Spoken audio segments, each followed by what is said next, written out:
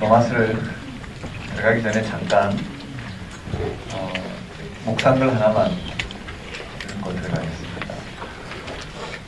목상글은 무슨 목상글 빨리 진도 나갔으면 좋겠다 하시지만 저희 맡겨주시고 내일이죠. 내일이 교회로 부르는 부활절이에요. 그래서 말씀을 준비하다가 부활신앙에 대해서 성경이 말하고 있는 건 오직 이 한 가지인데 이 부활신앙에 대한 우리가 너무 희박한 현실을 바라보면서 저 스스로도 이 부활신앙의 지평을 열어낸다는 것이 사투를 벌여야 되는 왜 이런 태양 위에 있나 이런 신앙의 척박한 가운데 우리가 신앙생활하는 그렇게 답답해하다가 일단 서론과 결론을 좀 나누고자 해요. 기독교 신앙의 가장 독특한 요소는 부활 사상이라는 건 다 아시죠? 우리가 일반적으로 종교적인 삶에서 중요하다고 보는 이런 윤리적인 삶 또는 사회개혁, 심리적 위로 같은 요소들이 굳이 기독교만이 아니라 다른 종교에서도 동일하게 강조되는 것이기 때문에요. 기독교적 특징이라고 볼 수 없을 것이에요. 그러나 부활은 다르다라는 것이에요. 역사적 실존 인물의 부활 사건에 자신들의 운명을 온전히 담보시킨 담보시킨 종교는 기독교에는 없다고 봐야 될 것이에요. 부활 신앙은 이런 정도로 기독교에서 가장 결정적인 요소일 뿐만 아니라 그런 정도의 위험을 수반하는 요소라고 볼 수도 있을 것이에요. 사도 바울의 고백처럼 예수님의 부활이 없다면 기독교의 모든 신앙이 허물어지기 때문이에요. 그런데 대개의 그리스도인들은 이런 부활 신앙의 심각성을 별로 진지하게 받아들이지 않아요. 만약 그들이 부활 신앙에 대해서 진지하게 생각하고 있다면 그 부활 신앙에 관해서 끊임없이 질문하고 토의하면서 자신의 생각의 폭을 넓혀가게 될 것이고 그 부활 신앙에 자신의 삶의 토대를 두며 이 땅에 오늘 우리의 삶이 전혀 다른 생명 형식에서 오늘 우리에게 주어지는 이런 삶의 무게를 그런 지평에서 감당하게 될 것이라는 것이에요. 그런데 부활절만 되면 부활을 믿습니다 하고 큰소리를 칠 뿐이지 실제 삶에서 부활에 관해서 마음을 대부분 닫아두고 살아가요. 그리스도인들은 이 세상 앞에서 전반적으로 자신들의 신앙에 관해서 해명할 만한 준비를 갖추고 있지 못하다고 볼 수 있을 것이에요. 부활이 단지 죽었다가 살아나는 정도의 이해를 가지고는 도무지 이 세상 가운데 부활이 말하는 근본적인 신앙의 깊이를 드러내지 못할 것이라는 것이에요. 무슨 말이냐면요. 부활이란 그 자체로 우리에게 복음이에요. 이 땅에 이런 생명 형식이 아무리 무엇을 성취한다 하더라도 맛볼 수 없는 것이 하나님부터 우리에게 주어진 그 자체로 복음이거든요.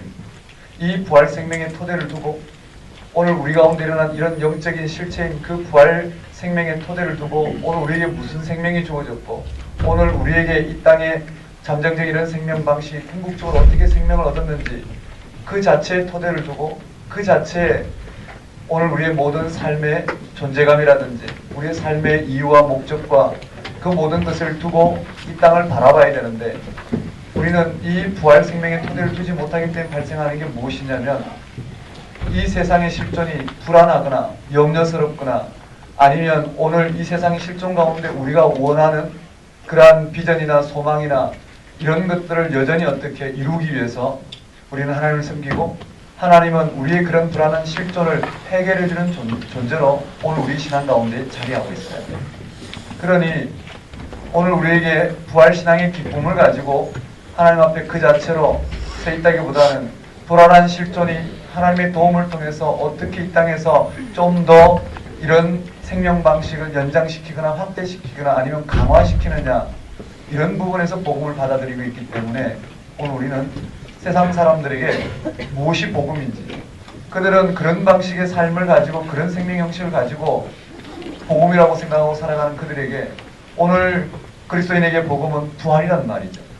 오늘 우리에게 예수 그리스도의 십자가의 죽음과 부활 사건을 통해서 오늘 우리 가운데 전혀 새로운 궁극적인 생명이 임하였는데도 불구하고 그 생명의 토대를 두고 이 땅의 삶을 상대화하고 그런 생명이 주는 이런 영적인 깊이에서 이 땅을 바라보기보다는 이 땅의 삶의 실존적 불안감을 해소하는 도구로 사용할 때가 많다라는 것이에요.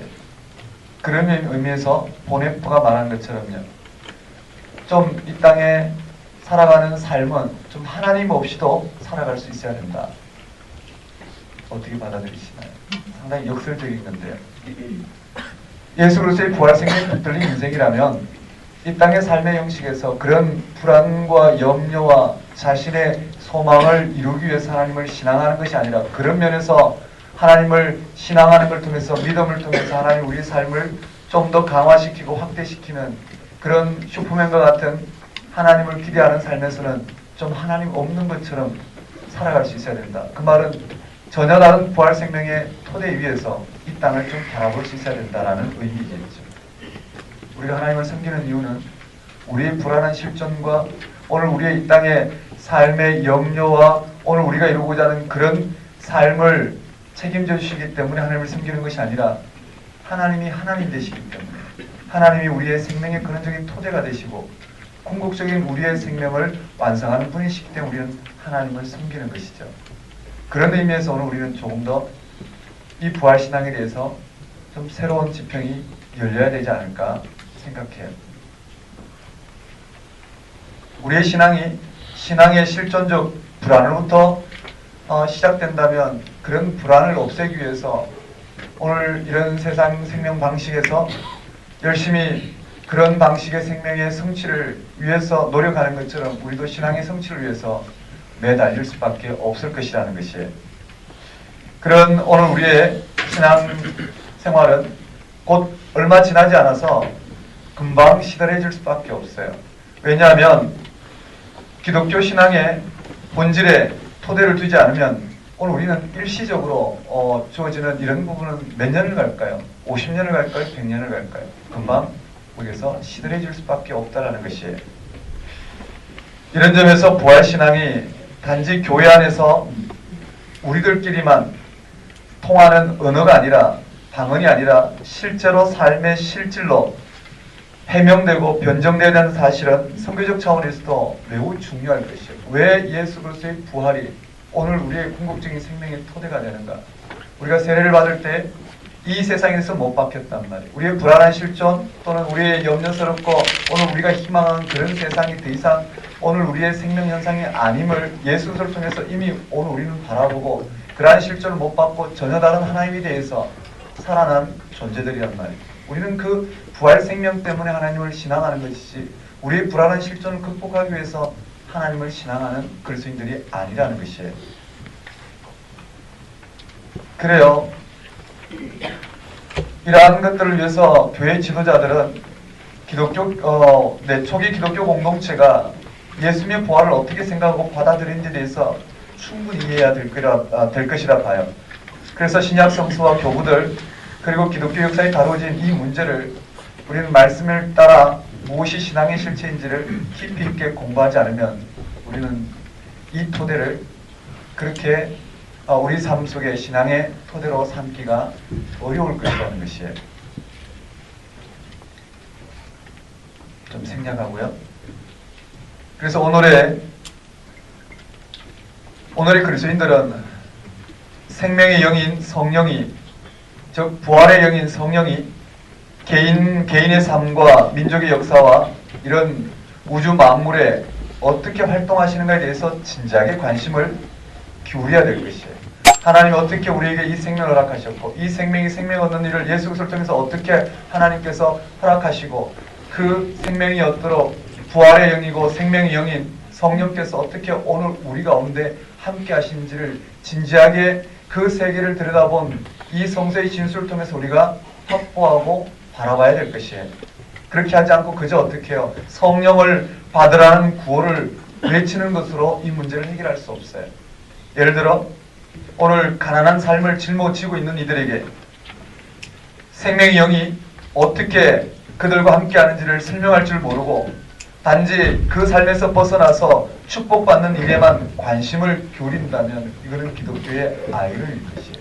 오늘 우리의 모든 삶이 어떻게 구원에 이르게 되는지, 오늘 우리의 모든 삶 속에 어떻게 부활의 영이 함께 하심으로 말미암아 우리의 어떠한 삶에도 불구하고 이 생명의 풍성함이 오늘 우리 가운데 임하였는지를 눈을 열어 조명을 해야 될 텐데 그런 세계는 들여다보지 못하고 오늘 우리가 이런 생명의 방식에서 생각하는 그런 방식의 생명을 위해서 그는 복을 받아야 되는 존재로 그런 방식으로 오늘 우리의 실존이 해석되어져서는 아무런 일도 일어나지 않을 것이라는 것이에요.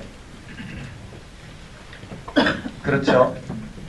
민들레 한 송이 연패되어 있는 생명의 충만함을 포착할 줄 모른다면 오늘 우리 가운데 깃든 이 세상을 향한 하나님의 이런 생명 주심의 사건이 무엇인지 우리는 충분히 바라볼 수 없을 것이라는 것이에요. 기독교는 부활 종교이죠. 아마 대개 기독교인들은 이런 말을 잘 안다고 생각할 것이에요.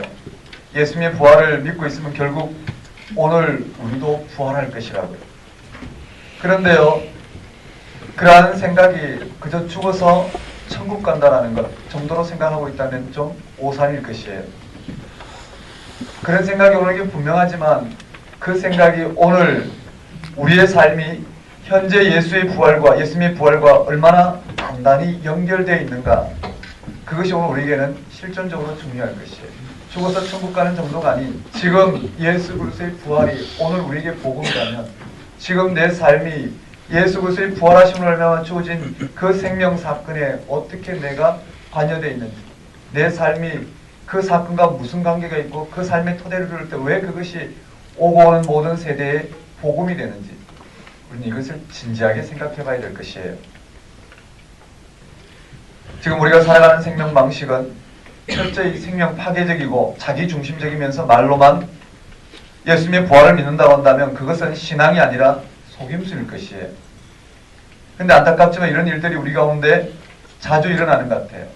부활은 단지 죽은 교리로만 작용할 뿐이지 현재 우리의 삶의 능력으로 작용하지 못한다는 말씀이에요. 간단히 우리 일상에서 이런 문제를 한번 생각해 볼까요? 적지 않은 기독교인들이 매일의 삶에서 이 땅의 삶의 무게에 억압당하고 살아가요. 그래서 자기에게 무슨 일이 일어날까 염려하면서 무슨 일이 일어나지 않을까 염려하면서 노심초사해요. 나쁜 일이 일어나지 않으려 하지만 혹은 내게 좀 내가 기대하는 좋은 일이 일어났으면 좋겠다는 이런 마음 때문에 오늘 우리는 참된 신앙에 자리하지 못하는 경우가 많아요.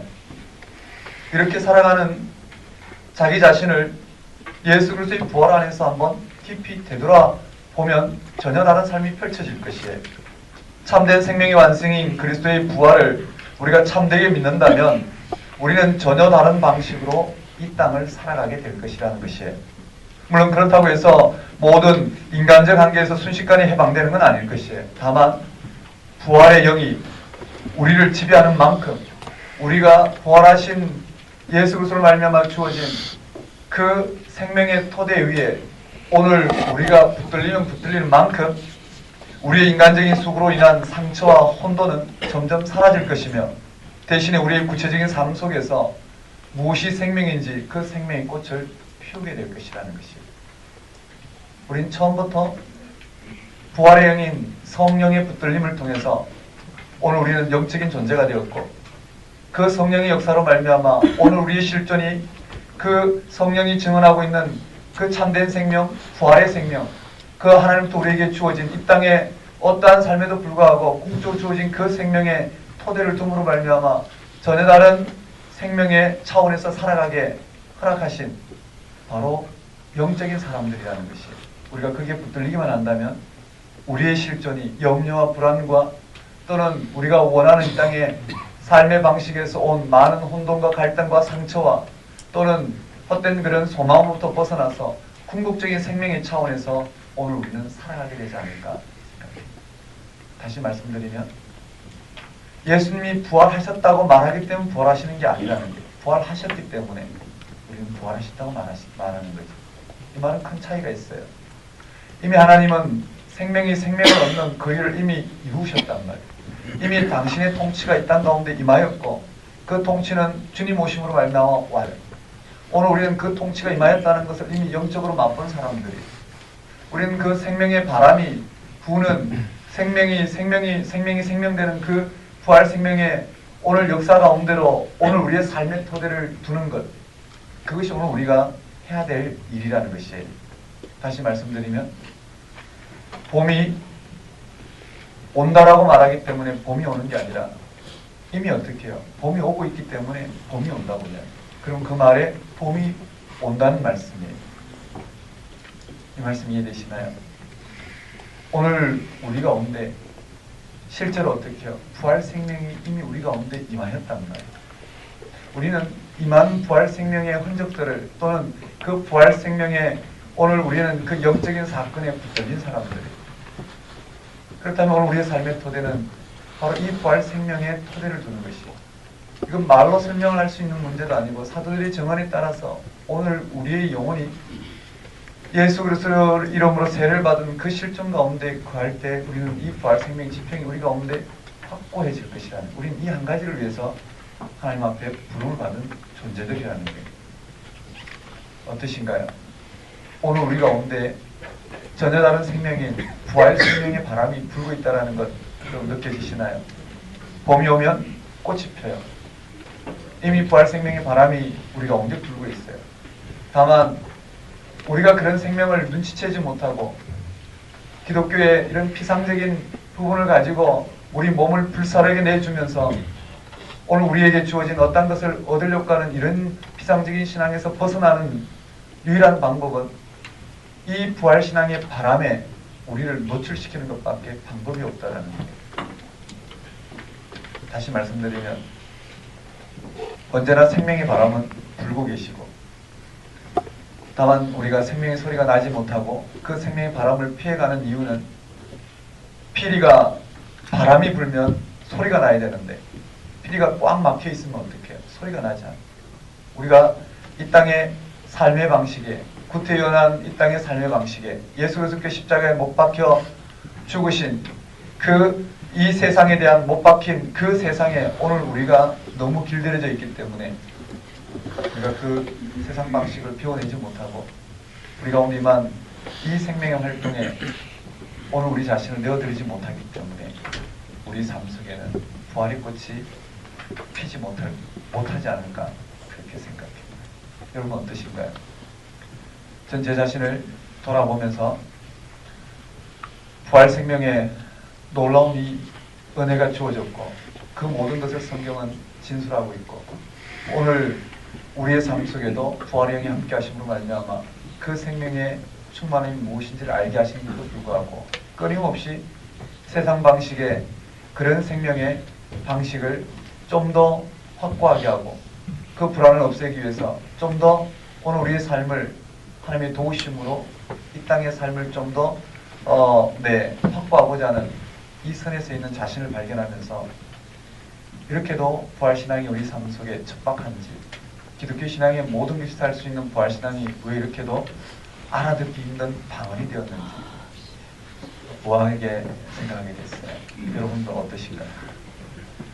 잘 알고 있다고 생각하실 수도 있고요. 또는 그런 지평에서 살아가고 있다고 생각하실 수 있을 거예요. 성경은 오직 이 한 가지 사실의 토대를 두고 오늘 우리 가운데 기독교의 전반적인 이런 신앙의 문을 열어내고 있다고 해야 되겠죠. 네.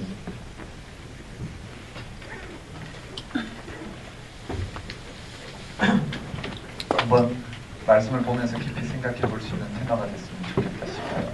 자, 로마서를 들어갈 텐데요.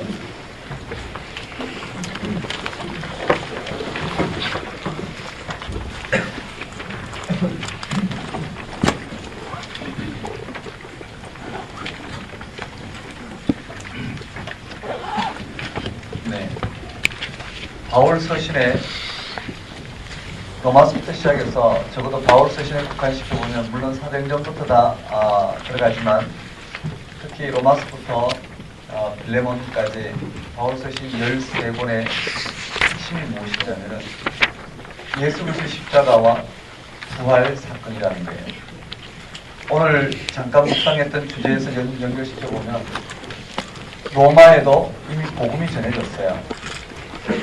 베드로의 오순절 성령 강림 사건 때 예수 그리스도 부활하신 예수 그리스도를 전한 그 사건을 계기로 디아스포라 유대인들, 즉 로마에서도 또는 다양한 지역에서 오순절 명절을 지키려 예루살렘에 왔다가 베드로의 설교를 듣고 회심한 디아스포라 유대인들, 즉 이민 생활하고 있는 유대인들이 이 베드로의 설교를 듣고 예수가 그리스도이심을 믿게 되었고 그 부활하신 예수 그리스도에 붙들리게 된 그들이 예루살렘 공동체에 남아있게 되었습니다.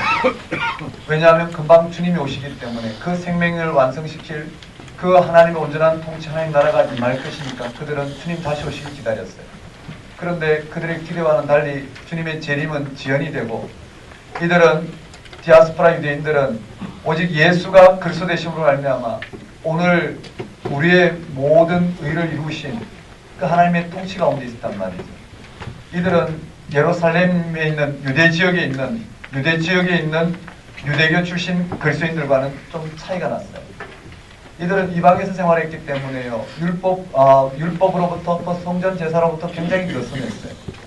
예수 그리스도를 믿음으로 말미암아 일어난 그 십자가 죽음과 부활 사건에 붙들린 이들은 유대교의 성전 제도와 율법 제도를 그들은요 그렇게 받아들일 수가 없었어요. 예수 그리스도 안에서 성취된 하나님의 의를 그들은 붙들었기 때문에 그런 계기로 핍박이 일어났어요. 유대교 지도자들이 이 기독교를 핍박하되 그 당시 기독교는 유대교의 한 종파로 있었죠. 오늘처럼 우리처럼 신앙이 그렇게 완전히 분별된 게 아니에요. 사도행전을 보면 모든 초기 기독교인들은 유대교의 한 종파예요. 바리새파, 에세네파, 사두개파, 그 다음에 기독교를 마치 나사렛파처럼 유대교의 한 종파였어요. 그래서 유대교에서는 자신들의 성전 제사 제도와 율법을 준수하는 한 기독교를 받아들였죠. 근데 문제는 이 헬라파 출신, 즉 이방 출신, 이방 지역에 사는 유대교 그리스도인들이었어요. 이들은 성전 제사 제도와 율법을 받아들일 수가 없는 것이에요.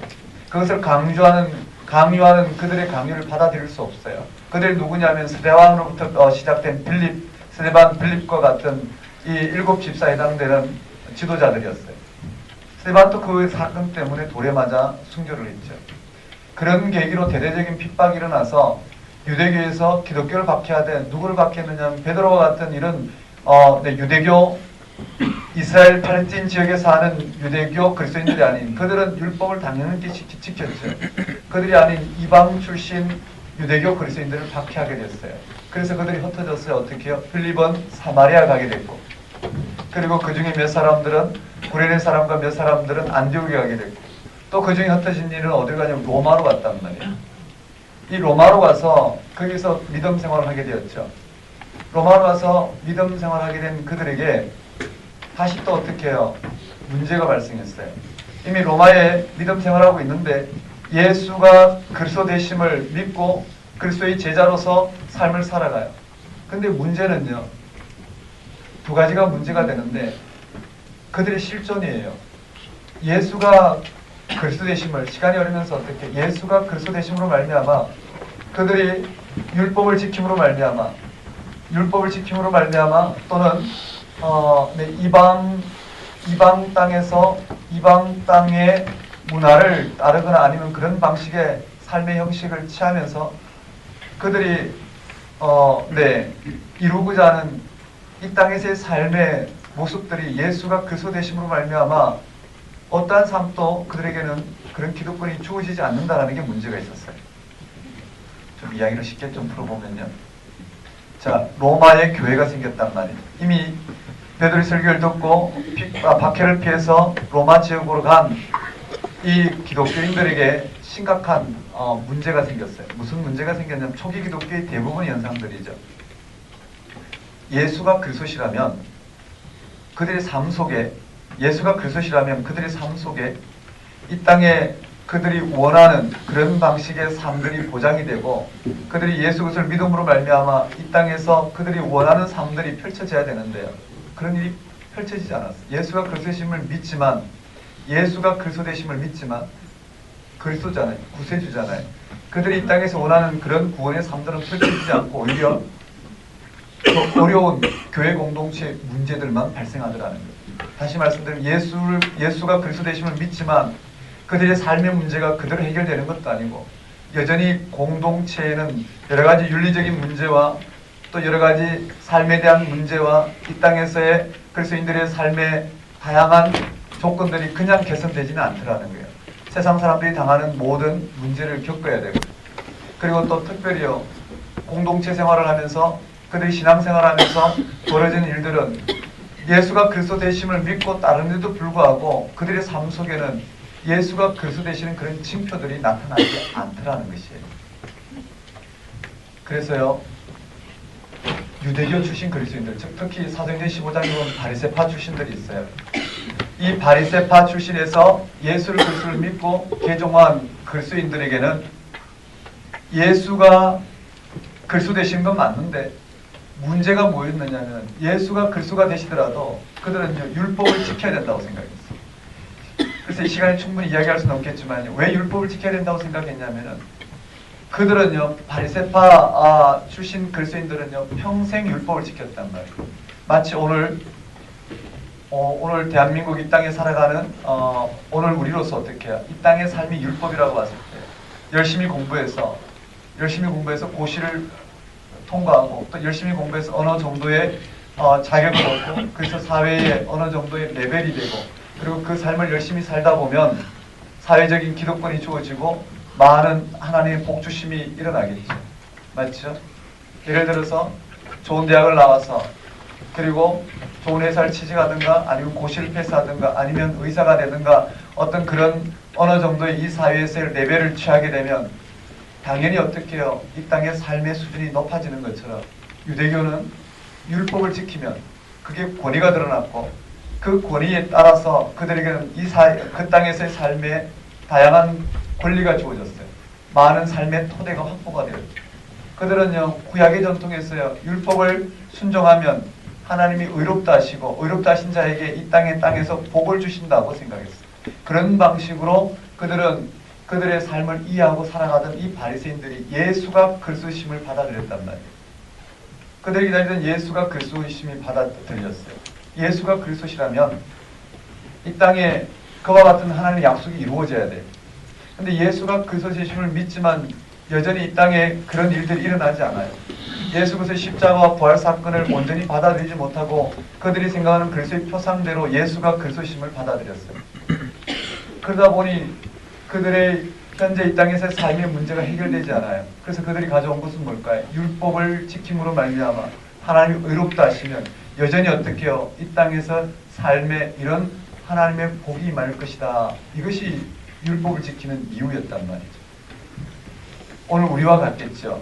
오늘 우리도 예수 그리스도를 믿으면 오늘 우리의 불안한 실존이 하나님의 도움으로 뭔가 더 개선되는 거기에 오늘 우리의 모든 걸 걸어두고 오늘 우리 신앙생활에 여전히 그 불안한 실존에 오늘 우리의 신앙의 토대가 있기 때문에 예수 그리스도의 십자가 부활 사건이 의미하는 그 영적인 지평으로 나아가는데 오늘 우리는 늘 어떻게 해요? 부딪히게 되는 것이에요. 마치 뭐가요?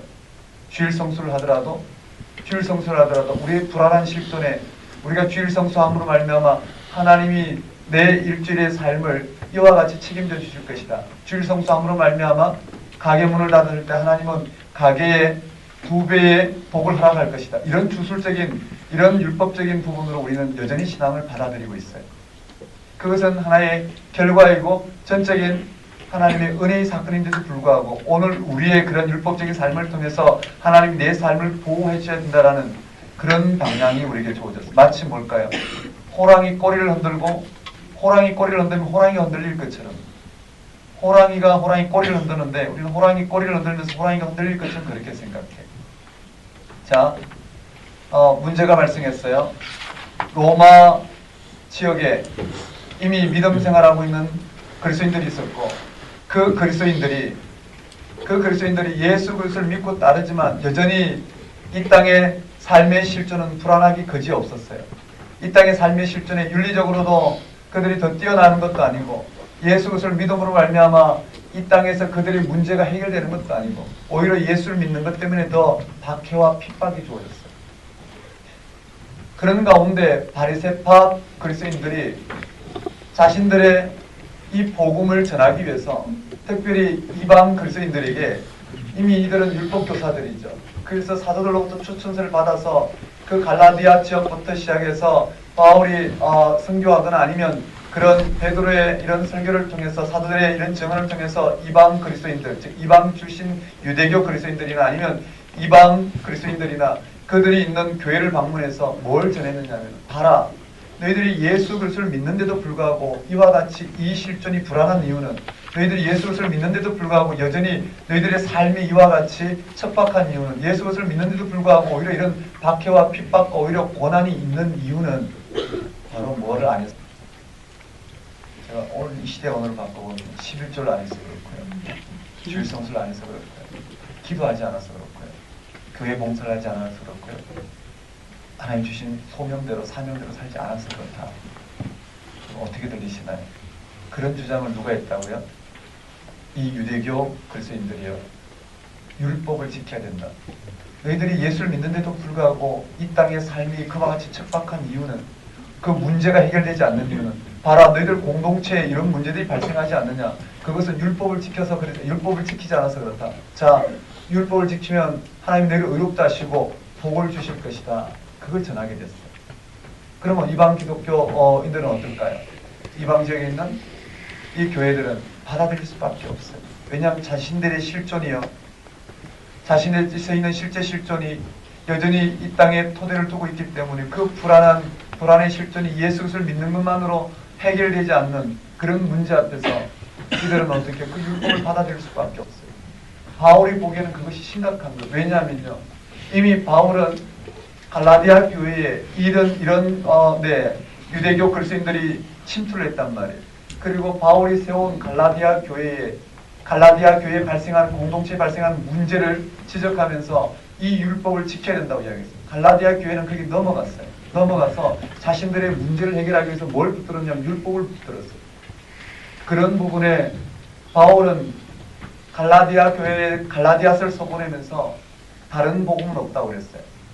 너희가 예수가 십자가에 못 박혀 죽은 것을 밝히 알거늘 어찌하여 아직도 그런 율법을 받아들일 말미암아 이 땅의 삶에서 그런 방식으로 생명을 취하려고 하느냐.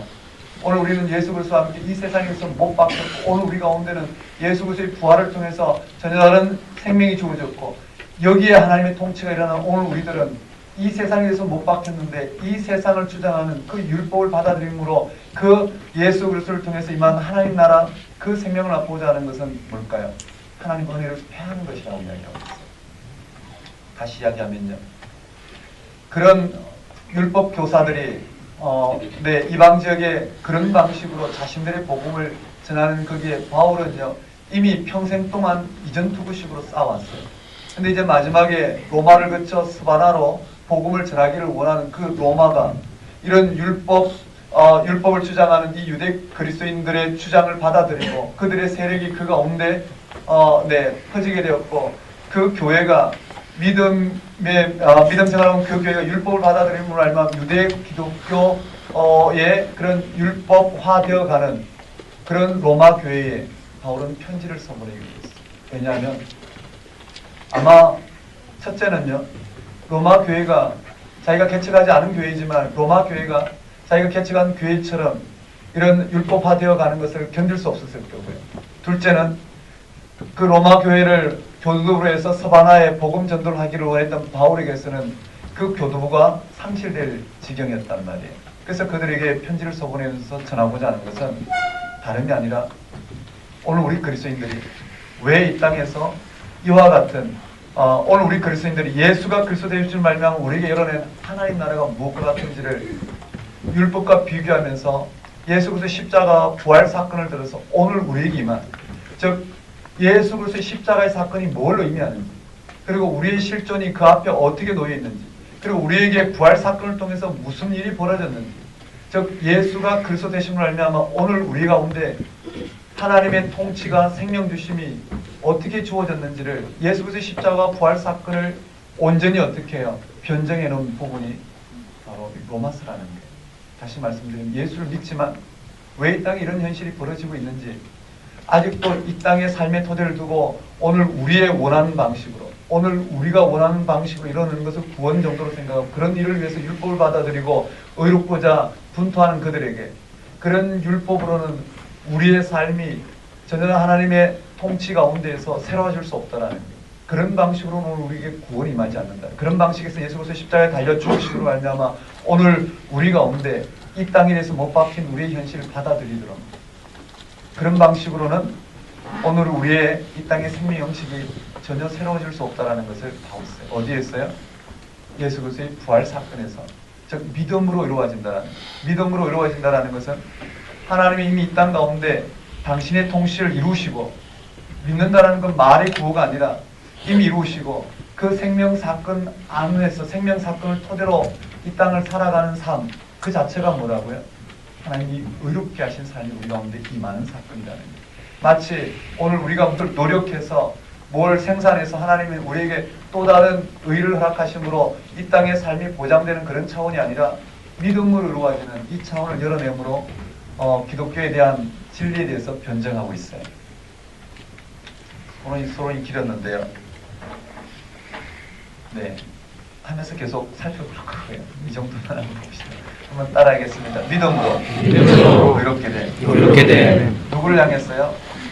여전히 율법을 지킴으로 알미암아 이 땅의 삶의 토대를 두고 이 땅의 삶의 방식을 통해서 하나님의 개입을 통해 모종의 그들이 원하는 삶을 끌어내고자 하는 그런 방식에 대해서 전혀 다른 하나님의 통합하며 오늘 우리 가운데 어떻게 하나님의 통치로 말미암아 새로워지는지를 열어내는 그 첫 번째가 바로 믿음으로 이롭게 됩니다.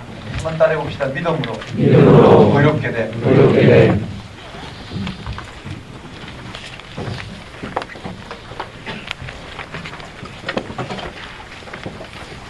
1장부터 4장까지는요. 믿음으로 의롭게 된 것이죠. 한번 따라해볼까요? 믿음으로 의롭게 돼. 자, 1장부터 4장까지는 믿음으로 의롭다함을 받은 삶이고요.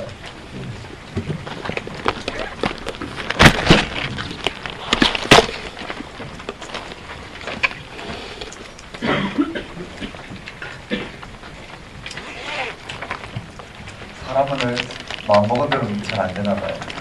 어제 강의를 준비하면서 딱딱 필요한 말만 준비하지.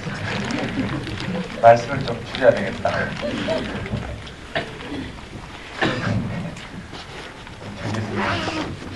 1장, 2장, 3장, 4장은 믿음으로 의롭게 되는 거예요. 그리고 믿음으로 의롭다는 삶을 지금 이 시간에 다 풀어낼 수는 없겠지만 이게요, 십자가 사건과 부활 사건에 집중해서 오늘 우리 가운데 무엇이 일어났는지 하나님이 이미 이 땅 가운데 당신의 통치를 허락하시고 우리가 알면 어떻게 해요? 그 하나님 통치가 임하였음을 알게 하시고 오늘 그 하나님 통치가 임한 이 영적인 사건의 실체 가운데 오늘 우리가 살아가게 하심으로 하나님이 우리에게 허락하신 그 생명 사건을 맛보게 하신 사건이 믿음으로 이렇게 되는 사건이에요.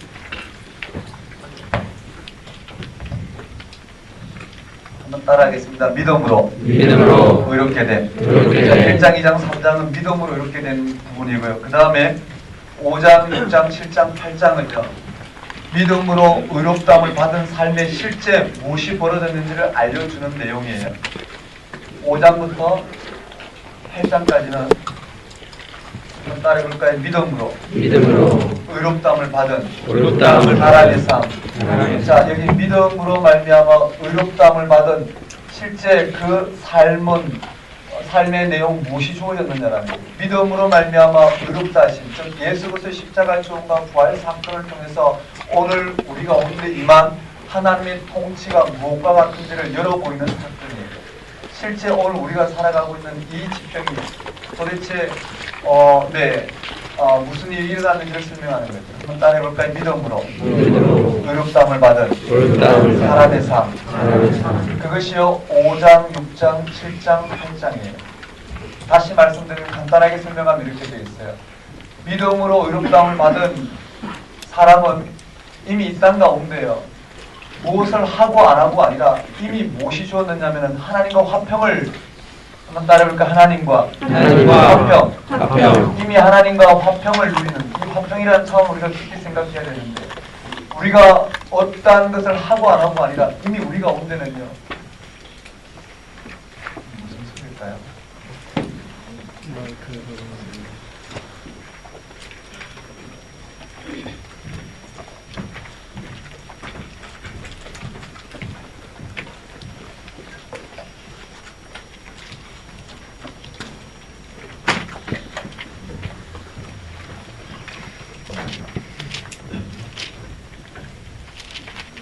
신경 쓰이시죠? 그냥 좀 더 나가보겠습니다. 이미 믿음으로 의롭다함을 받은 사람에게 도대체 무슨 일이라는 걸 바꿔보면요. 하나님께서 예수 그리스도를 통해서 오늘 우리가 오늘 무엇을 이미 이루어 놓으셨느냐라는 거예요. 오늘 우리가 무엇을 어떻게 하고 안 하고의 차원이 아닌 하나님께서 이미 이루어 놓으신 사건은요. 이미 하나님과 화평을 누리는 삶이에요. 한번 따르니까 하나님과 화평을 누리자. 본문은 그렇게 돼 있어. 하나님과 화평을 누리는 삶이라고 누리자라고 돼 있지만 이미 우리는 하나님과 화평을 누리는 삶이 이미 이루어졌다라는, 우리가 뭐를 어떻게 하고 하는 게 아니고 하나님이 우리 삶 속에서 그것을 이루셨다라는 거예요. 그리고 여기에 한번 따라해볼까요? 하나님의 영광을 바라고 즐거워하자. 네, 하나님과 이미 화평이 주어졌고 하나님과 이 영광을 바라고 즐거워하는, 이미 하나님의 영광이 오늘 우리 가운데 임하였다라는 거예요. 이게 뭔지 또 따라잡아야 되겠죠. 이게 기본이에요. 한번 따라해볼까요? 하나님과 화평을 누리고 영광을 바라고 즐거워하자. 즉 믿음으로 의롭다함을 받은 사람에게는 이미 하나님과의 화평이 주어졌고, 하나님과 화평은 뭘까요? 다른 말로 말하면 생명의 차원이에요. 우리가 하나님과 화평하면 뭘까요? 불화했다는 걸 전제로 하겠죠. 하나님과 화평은 불화를 전제로 해요. 하나님과 불화는 뭘까요? 생명 없이 살아가는, 이 땅의 삶의 토대를 두고 그런 방식으로 생명을 취하는 살아가는 삶에게 오늘 우리에게 무엇이 주어졌다고요? 이 생명이 생명을 얻는 그 생명이 주어졌다는 거예요. 그 생명이 생명을 얻는 사건이 화평이고, 생명이 생명을 얻는 사건이 어떻게 기쁨이고, 생명이 생명을 얻는 것이 결국은 자유고, 생명이 생명을 얻는 것이 안식이고, 생명이 생명을 얻는 것이 근원적인 구원이라 할 수 있겠죠. 이해되시나요? 성경은 세계를 다양한 이 땅의 언어로 표현하고 있단 말이에요. 한번 생각해봐요. 오늘 우리가 온전한 화평을 누리는 게 뭘까요? 우리는 이 땅의 방식으로 어떻게 남북이 통일되거나 아니면 저 사람과 내가 화해하거나 이런 방식으로 생각하지만 그것은 잠정적인 것이에요. 그런다고 해서 화평이 올까요? 그렇지는 않을 것이에요. 맞죠? 화평은 궁극적인 생명의 차원에 들어가는 게 화평이란 말이에요. 네, 하나님과 화평을 누리고 영광을 누리는 것, 좀 이따 다시 설명하고요. 궁극적인 하나님의 이 땅을 향하신 생명 주심 사건, 통치가 일어났어요. 네, 이걸 전제로 하면서 첫 번째 뭐가 들어갔냐면요. 여기에는 우리의 실존이 죽음으로부터 우리는 자유한 거예요. 왜 우리가 죽음으로부터 자유한, 죽음이 뭔지, 오늘 우리가 화평을 누리고 하나님의 영광을 바라고 즐거워하는 삶 속에서 우리의 걸림돌은 죽음이란 말이에요. 오늘 우리는 이 죽음으로부터 이 땅의 이런 삶과 죽음의 방식에서 이미 벗어났다는 거예요. 살아있으나 죽으나 이미 우리에게는 그 죽음의 방식이 벗어난 이 죽음으로부터 자유가 어떻게 임하였는지 설명하고 있어요. 오늘 어떻게 이 땅의 삶과 죽음의 방식이 극복되어 있는지, 왜 죽음이 이 땅 가운데 왔고, 아니 죽음이 무엇이고 우리는 그 죽음이 어떻게 극복되는지 설명하고 있어요. 두 번째는요, 죄의 실존이에요. 죄로부터 오늘 우리 자유. 세 번째는 율법으로부터 자유예요. 이 땅이 오늘 이 생명 방식을 규정하고 있는 그런 방식에서 우리가 어떻게 해결되어 있는지 율법으로부터 자유를 이야기하고 있습니다. 이것이 오늘 우리에게 주어졌는데요. 예수가 그리스도 되심을 알면 주어진 세계가 바로 여기에요. 한번 따라해볼까요? 믿음으로 의롭다함을 받은 사람의 삶, 하나님과 화평을 누리자, 영광을 바라고 즐거워하자. 이 세계를 들어간다는 것이 바로 오늘 우리의 신앙의 진수예요. 단어가 아닌 실제 이 세계를 들여다보는 거죠. 한번 따라해볼까요? 죽음으로부터 자유, 죄로부터 자유, 율법으로부터 자유. 자, 오늘 우리 실존에 생명이 생명을 얻는, 이 땅이 어떠한 노력으로도 얻을 수 없었던 그런 생명의 궁극적인 차원이 우리에게 주어졌고, 우리가 이 땅을 살아가는 이유는 그 생명이 완성될, 하나님의 영광이 완전히 임할 그 완성될 그 세계를 바라보고 살아가는 우리의 실존에 이미 죽음이 극복되었고 죄가 극복되고 율법이 극복된 우리의 실존이란 말이에요. 그런데 왜 로마 교회는 이런 실존 속으로 들어가지 못하고 하나님 통치 가운데 들어가지 못하고 왜 율법을 받아들이냐라는 거예요. 그 실존이 여기에 바울이 고백하고 있어요. 오호라 나는 공부한 사람이로다. 이 사망의 몸에서 누가 나를 건져내랴. 마음으로는 하나님의 법, 마음으로는 이 하나님의 법을 섬기고자 하지. 하나님의 법이 뭘까요? 지금 앞에서 설명한 이 내용이에요. 그렇지만 육신으로는 죄의 법, 여전히 율법을 통해서 무언가 이 땅의 생명 방식을 채워가자 하는 죄의 법이 오늘 우리 가운데 존재한다라는 거예요. 다시 말씀드리면 마음으로는 하나님의 법을 섬기고자 하지만 육신으로는 이 죄의 법 가운데 이 땅의 삶의 방식으로 생명을 맛보고자 하는 이런 부분이 오늘 우리 가운데 주어졌다라는 거예요. 그래서 로마서를 쓴 이유는 여기 있어요. 8장이에요. 어떻게 하면 우리의 이 마음으로는 뭘까요? 이미 영적으로 하나님의 이런 놀라운 통치가 일어났다라는 것. 하나님이 예수를 설정해서 우리에게 그 생명을 허락하시고 오늘 우리가 이 땅에 살아가는 이유는 그 생명을 맛보며 그 생명이 나타나기를 기다리며 살아가는 건데 오늘 우리는 그 지평을 확보하지 못해서 여전히 율법의 방식으로 이 땅의 생명 방식을 취하고자 하는 이런 죄의 법 가운데 있다는 거예요. 어떻게 하면 우리가 이 죄의 실존에서 벗어나서 하나님의 법 가운데 머물 수 있을까? 그 해답을 8장에 들려주고 있어요. 되셨나요? 한번 따라해볼까요? 믿음으로 의롭게 돼. 그리고 믿음으로 의롭다함을 받은 그 삶의 실제적인 내용이 무엇인지를 설명하면 이 8장이 바로 클라이막스예요. 복음의 정수라고 할 수 있을 것이에요. 이렇게 설명하고는요, 이게 기독교 교리예요. 다시 말씀드리면 저 1장부터 8장까지가 로마서에서 이야기하고 있는 이 복음의 핵심이에요. 이 복음의 핵심을 9장부터 11장까지 자기 민족에게 적용시켰어요. 한번 따라해볼까요? 이스라엘의 구원. 복음과 이스라엘 구원의 문제예요. 저 9장, 10장, 11장은 바로 이스라엘의 구원 문제를 이야기하고 있어요. 이렇게 한번 볼까요?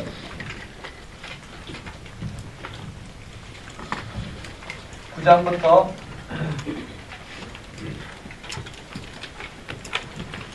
첫 번째 적용이 뭐냐면 이스라엘의 구원 문제에 적용시켜요. 한번 따라해볼까요? 이스라엘의 구원. 이 믿음으로 의롭다함을 받는 삶과 이스라엘 구원 문제를 다루고 있어요. 여기에 이스라엘의 구원 문제에 이 사실을 적용시켜서 해명해내고 있어요. 그 다음에 12장부터 마지막 16장까지는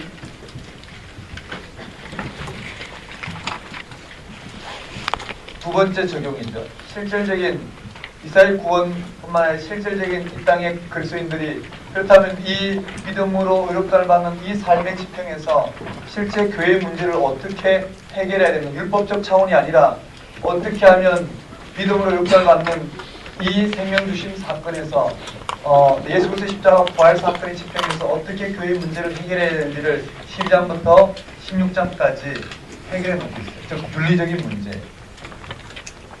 이해되시죠? 앞에는요 기독교의 교리라면 뒤에는 윤리적인 문제를 적용시켜 놓고 있어요. 이렇게 보면 돼요. 자 1장부터 4장까지 한번 따라해볼까요? 믿음으로 의롭게 된. 그 다음에 5장부터 8장까지는 믿음으로 말미암아 의롭게 된 사람의 삶을 이야기하면서 그 내용이 무엇인지를 쭉 설명하고 8장이 그 클라이막스라고 그랬어요. 그리고 9장부터 12장까지 11장까지는 자기 이스라엘 민족의 구원 문제에 언급되어 있고 12장부터 마지막 절까지는 이런 믿음으로 말미암아 의로워지는 이 영적인 차원에서 어떻게 그들에게 당면한 윤리적인 문제와 이 땅의 삶의 문제를 해결할 것인가, 그리스도인들이 이 땅의 삶을 어떻게 어느 지평에서 살아야 될지 그것을 설명해 놓고 있다고 보면 될 것 같아요.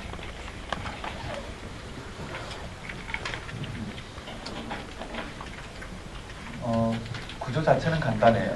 한번 따라해볼까요? 믿음으로 의롭게 돼. 믿음으로 의롭다움을 받은 사람의 삶. 자, 이스라엘의 구원 문제, 이스라엘의 구원 문제, 윤리 문제, 윤리 문제, 그렇게 보면 되겠어요. 이스라엘의 구원 문제를 언급하고 있고, 그 다음에 그들의 당면한 이 땅의 삶의 여러 가지 윤리 문제를 어떻게 해결할 것인가, 이런 문제. 예를 들어서 뭘까요? 먹는 문제가 언급되어 있죠. 먹는 문제가 언급되었어요. 어떤 먹는 문제냐면은 그들이 채식을 하는 사람이 있었어요. 율법에 여전히 네, 영향을 받아서 이방 지역에 이 신전의 제사드린 고기를 먹는 문제가 걸렸단 말이에요. 그래서 그런 고기를 먹지 않고 이방의 제사드린 그런 고기를 먹지 않고 채소만 먹겠다고 한 그들에게 교회 공동체 여러 가지 의견이 분분하죠. 우상의 제물을 드린 그 제물인 고기를 먹지 않고 채소만 먹겠다는 그들과 무슨 소리냐? 예수 그리스도의 십자가와 부활 사건 이미 이 땅에 더 이상 우상이 존재하지 않고 모든 것이 새로워졌으니 막 먹어도 좋다. 먹어도 좋다고 생각하는 사람과 안 된다고 생각하는 사람과 이런 차이가 보여졌어요. 이런 차이를 바울은 해결해내는 거예요. 어떻게 해결했냐면 전혀 다른 측면이 이런 십자가의 죽음과 부활 사건에 믿음으로 이루어지는 그런 삶의 토대 위에서 그런 문제를 해결해내는 이런 부분들이 실질적인 적용 누리기에 주어져 있어요. 우리 10분 쉬었다가 이제 진도를 좀 뽑겠습니다.